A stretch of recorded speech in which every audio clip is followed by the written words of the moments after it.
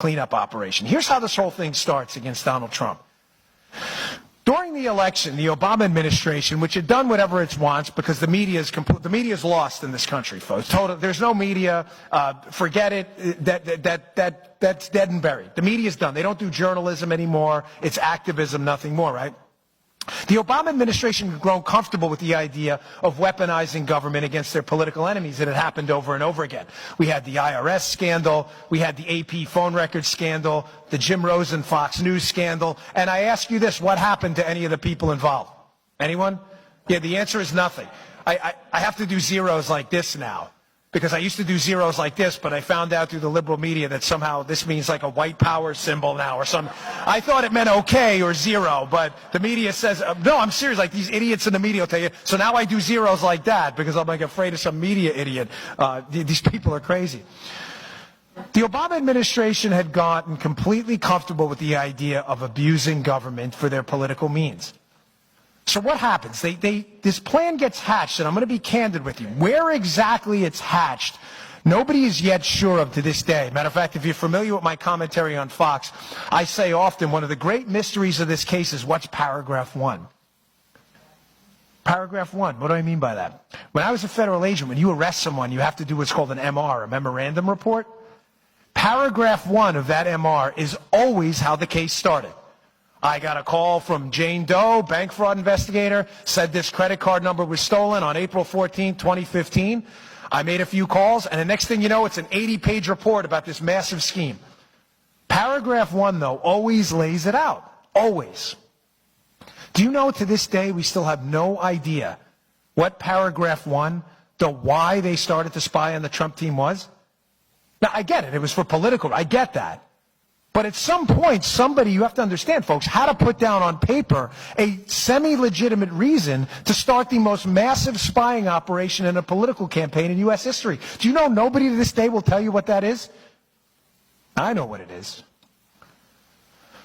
So the first plan they do to hit the Trump team, folks, is they learn to manipulate these about queries in the NSA database. The NSA has a database of a whole boatload of information, metadata, texts, that kind of stuff. How it works is too complicated in the time I have.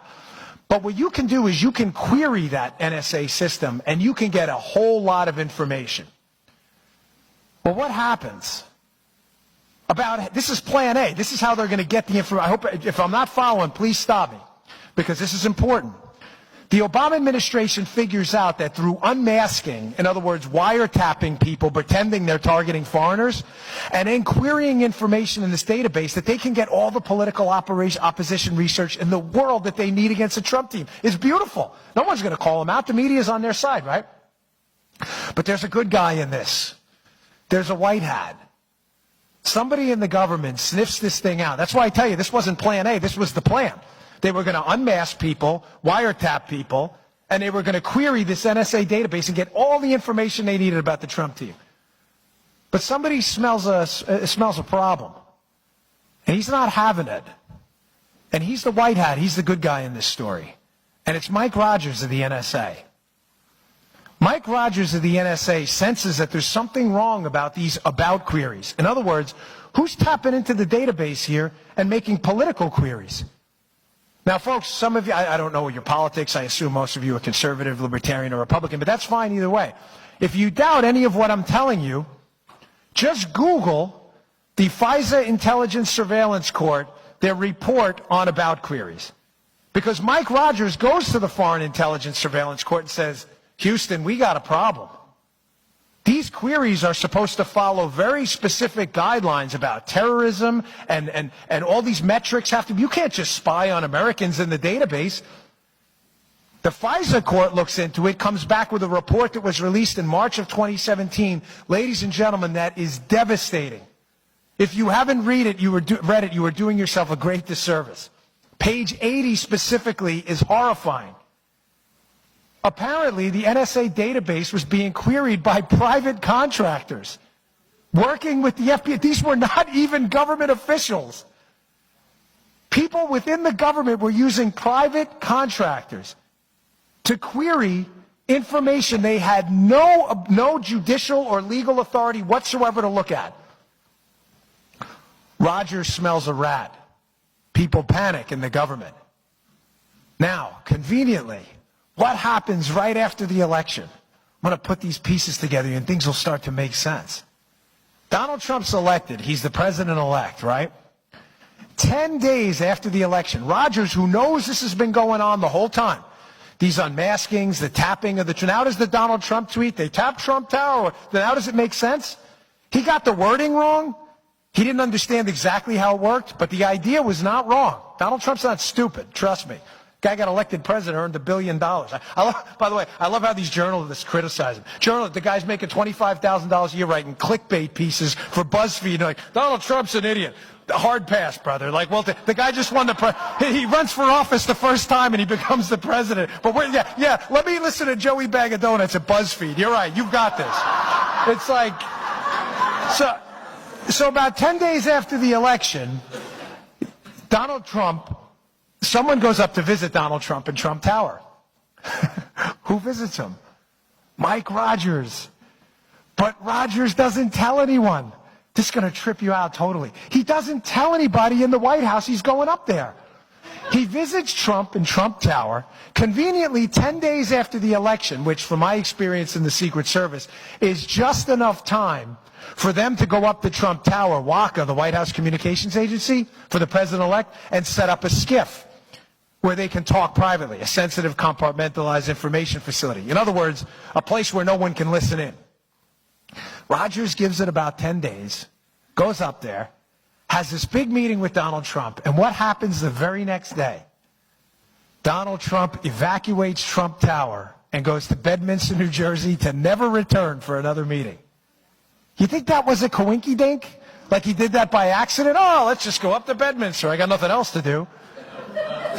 Now, again, this is all in the book in intricate detail. The greatest spy story ever told, except the fact that it actually happened. And it happened against you. Rogers has this meeting. Trump evacuates Trump Tower. The very next day, the Obama administration comes out and calls for somebody to be fired. Who's that somebody? Mike Rogers. And they start blaming it on things like drone strikes and other stuff. Like, really? Could you be any more obvious? The Obama administration knows Rogers is the good guy and fills Trump in on this entire debacle. He probably goes up there and says, brother, they're spying on you, like right now. He doesn't know, but now he does. So he leaves.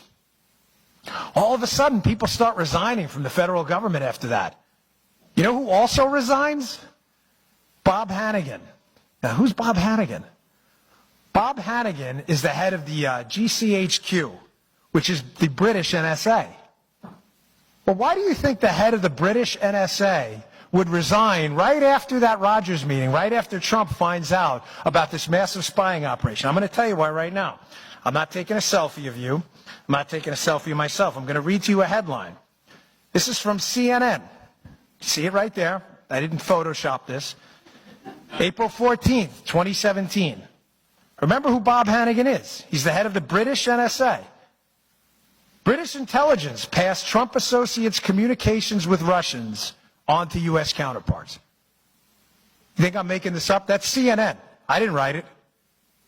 They wrote that. So not only is the United States government in Plan A weaponizing its intelligence community to listen in and computer search the Trump team to hurt them during the campaign for political oppo, they're working with the British and the Australians to pass information about the Trump team onto the Obama administration.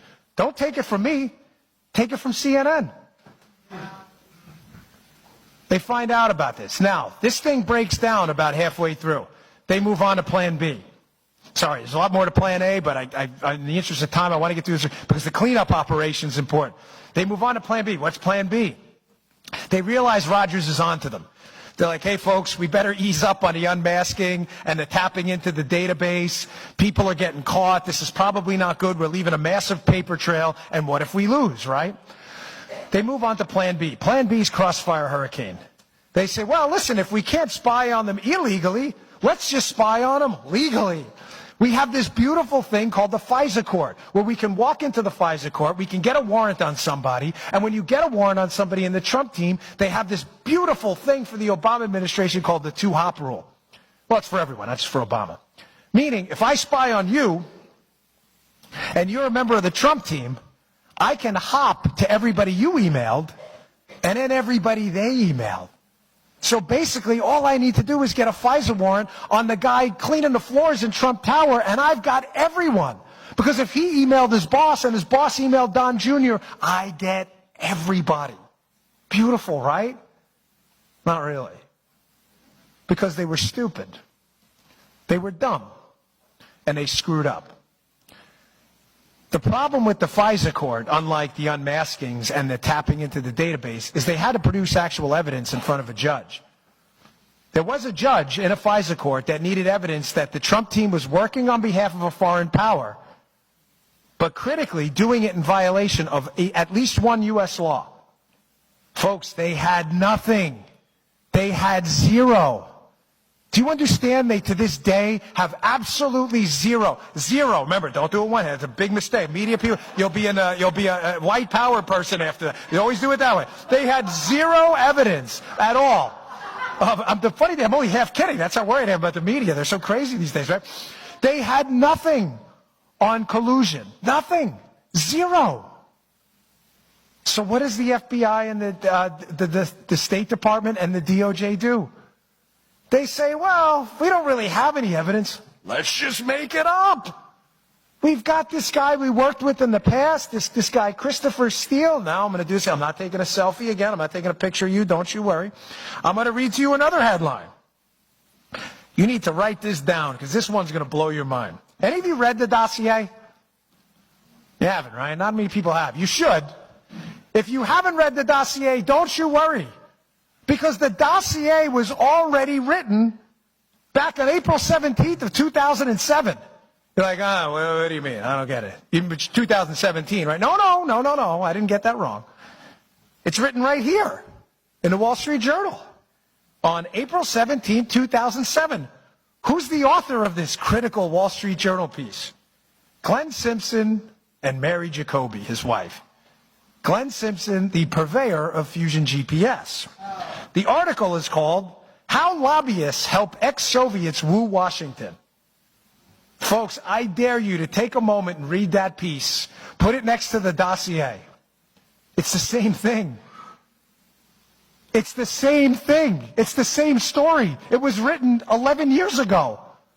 Glenn Simpson clearly had this information about Russian influence in Washington. He wrote 10 years ago. Read the names in the article.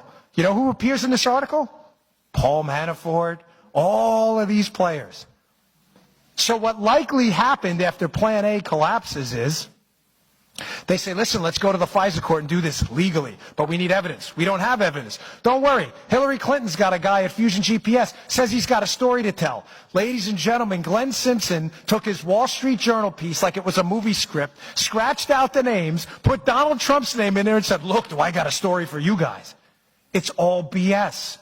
The whole dossier is crap. Read the article. It's a movie script they recycled. It's a fairy tale. It's an Aesop's fable. It's made up. It's a scam. There is not a scintilla of evidence that it's true. Now, the big question on Plan B till I move to the mop-up operation, Plan C. Now they're in trouble. They're in a lot of trouble.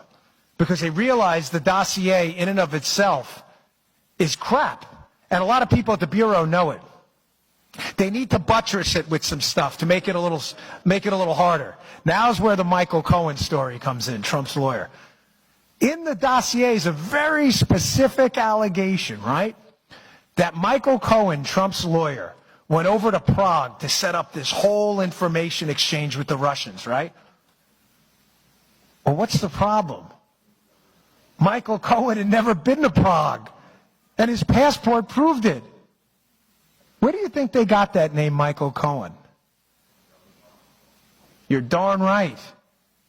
They probably were in that NSA database looking up a Michael Cohen, and they got the wrong guy. I know there's only one Dan Bongino. I can tell you for sure there are a whole lot of Michael Cohens. Are you right? John Smith, John Brown, Cohen, these are common last names. They got the wrong Michael Cohen. So now you should be asking yourself, who the heck was Glenn Simpson dealing with in the government that gave him that name? And how did they get it? Plan B falls apart too. Plan B falls apart because something happens in November. Donald Trump wins. Nobody, I'm telling you, take it to the bank, cash this check, and spend the money. Nobody saw that coming. No one. Everybody thought Hillary Clinton was going to get in. This was all going to go away. They were going to appoint their own attorney general, probably John Brennan, and this story is never, ever to see the light of day, not in their lifetimes. But make no mistake, they know what they did. They all know what they did. Every single one of them. So they have to move on to Plan C. Plan C, I call it clean up on aisle 4. Now they're in trouble. They know they've got white hats in the government. I know one of them right now that's still in the FBI. That's unquestionably cooperating with this investigation if you know how to read the tea leaves. And if you read the book, you'll figure out who it is. People start cooperating and talking, and now people are panicking. Now does John Brennan's meltdown after the election make sense? He's the head of the intelligence community who, again, another thing for you to Google, but it's all in the book again. Who do you think John Brennan met with right before the election at the, quote, director level as reported on by multiple media outlets? Bob Hannigan, the same guy from the British intelligence agency that quits right after Trump's election. He quits 10 days after and doesn't tell anybody about it. He says, oh, I'm leaving for family reasons.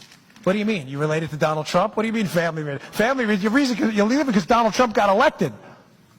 Who also quits? John Carlin. Who's John Carlin? He's the head of the Department of Justice National Security Division, the final division in the Department of Justice to put their John Hancock on the FISA warrant. He quits right after the election. Who did John Carlin work for? Now clean up on aisle 4 is going to start to make sense. Who did John Carlin work for before he got there into the DOJ? He's Bob Mueller's chief of staff. He was Bob Mueller's chief. Now does Bob Mueller make sense? Clean up aisle 4, get the mops out. Everybody realizes they're all going down. They faked the FISA warrant. They have been involved in massive unmaskings. Susan Rice, Samantha Power. They have been busted by the FISA court, tapping into the NSA database for about queries. They left a paper trail 65 miles long. Bob Mueller has to clean this whole mess up. Bob Mueller is the only... Do you notice how right away they had the name? So Bob Mueller's old chief of staff, he's the cleanup guy. Listen, make no mistake. Bob Mueller's job right now is one thing and one thing only. Keep the heat on Donald Trump relentlessly for anything. Jaywalking, ripping off mattress tags, combing his hair the wrong way. Keep the attention on Trump no matter what, because the minute the Bob Mueller thing is dissolved, all of this is going to come out, and it is hell hath no fury. Folks, they left a paper trail. They can't run from this. Mueller is brought in to get Trump impeached because they don't want any of this to see the light of day. Now, why Mueller? Mueller knows every player involved in this and has intimate connections with all of them. The guy who signs off on the BS FISA warrant, John Carlin, his old chief of staff. His chief bulldog in the case, Andy Weissman. Andrew Weissman worked with Bob Mueller. Andy Weissman was the chief prosecutor on the Enron case when Bob Mueller was the FBI director. Remember the Enron case that they screwed up royally? That's how they know each other. Andy Weissman hates Donald Trump. He's on emails congratulating Sally Yates for telling Donald Trump to go pound sand. Well, it gets better. Who else does Bob Mueller know? On Bob Mueller's Enron team, it all goes back to Enron. That same Enron team, headed by Andy Weissman, had another lead lawyer on the case. Who was it? Catherine Rumler. Who's Catherine Rumler? Obama's White House counsel, who was Obama's lawyer while all of this was going on. They know each other. Now you may say, fine, so Bob Mueller knows Obama's lawyer while this whole Spygate thing was going on. What's the big deal? You Google George Nader, Daily Beast, you can read an article today. Just popped today before we showed up. One of Bob Mueller's lead cooperators in this case, who's been selling out members of the Trump team from day one, is a guy named George Nader. Who's George Nader's lawyer? Catherine Rummler, Obama's White House counsel and Bob Mueller's buddy. The lawyer for the lead witness in this case feeding information to Mueller is Obama's White House counsel, otherwise known as the fixer. She fixed everything for them. She was involved in Benghazi. She was involved in the IRS. She was involved in the Secret Service scandal. Just Google her name, put in any one of those things, and who's the person giving the statement? Catherine Rummler. Who was also on that Enron task force? Lisa Monaco, Barack Obama's Homeland Security and Counterterrorism advisor in the White House while all of this was going on. They all know each other. Finally, and I'll take some questions. Your final piece to the cleanup on aisle 4 operation. Who else does Bob Mueller know? Who now has legislative, who has control over this, I should say, right now in the Department of Justice, right? Rod Rosenstein, right? Because Sessions had recused himself, now Whitaker's in there, which was a good appointment, right? A case happens a little while ago, the 10X case. It's around 2015 or so. It happens in Maryland. I'm familiar with it because I worked in Maryland as a Secret Service agent in Baltimore. I wasn't involved in that case at all, but I know the office well. The 10X case goes down in Maryland. The 10X case, a cooperator for the United States government paid $50,000 by the FBI, comes to the FBI with some troubling information that the Russians are helping the Iranians build their nuclear program and that there's a company helping Russians get a hold of our uranium. It's called the 10X case. It was the precursor to something you may have heard about, the Uranium One operation. The same players are involved. The case gets thrown out on a BS press release on a Friday night so nobody will pay attention. Everybody's gag ordered, and it all goes away. That the Obama administration, an FBI paid informant, admitted that we were giving the Russians uranium while they were building the Iranian nuclear program and chanting death to America. Who was the lead prosecutor on that 10X case, the precursor to Uranium One? Rod Rosenstein. And who's the FBI director? Bob Mueller. Folks, they all know each other. This is the biggest scam in American history. Folks, I beg of you, I really do. You cannot let your legislative people, your congressmen or anyone off the hook. Whatever connections you have, you need to keep the heat on this. Because if these people don't go down the right way, unlike the Obama administration tried to do it to us, this will happen again. I'm telling you, what they did was such a grotesque, horrendous abuse of power. It disgusts me to this day, and I will never, ever forget that story about that guy we arrested and his crying kid that morning who wasn't going to see his dad for another year. That's a horrible thing to have to do to someone, and it's a grotesque thing to do to someone to unleash the power of the federal government when they did nothing wrong. And Donald Trump did nothing wrong. And if you read the book, and by the way, one last thing before I get to the questions. It's not a narrative. You don't have to read it straight through. It's written like a police file. I think that's why it's been selling like crazy. You can read the last chapter first. You can go right, it's written like a police file because the names, like I said, this is an hour-long speech. I compressed it to 20-plus minutes. The names never stop coming up again, ever. Oleg Deripaska, connected to Vladimir Putin, who's connected to Adam Waldman, a lobbyist who's emailing and texting Mark Warner, a Democrat on the Senate committee. Who's Waldman working for, too? Christopher Steele, the guy working for Hillary. They're connected to the Russians. The people that show up at the Trump Tower meeting, Veselnitskaya with Don Jr. and Rinat Akhmetshin. Veselnitskaya works for Fusion GPS on a separate case. And Akhmetshin, the other guy, the Russian intel guy that shows up at the Trump Tower meeting, you know who his lawyer is? Edward Lieberman. You know who Lieberman's wife is? Evelyn Lieberman. Bill Clinton's old chief of staff. Read the book, folks. It's all laid out for you. So thanks for your time. I appreciate it. Thank you very much. I'll take your questions. Thank you.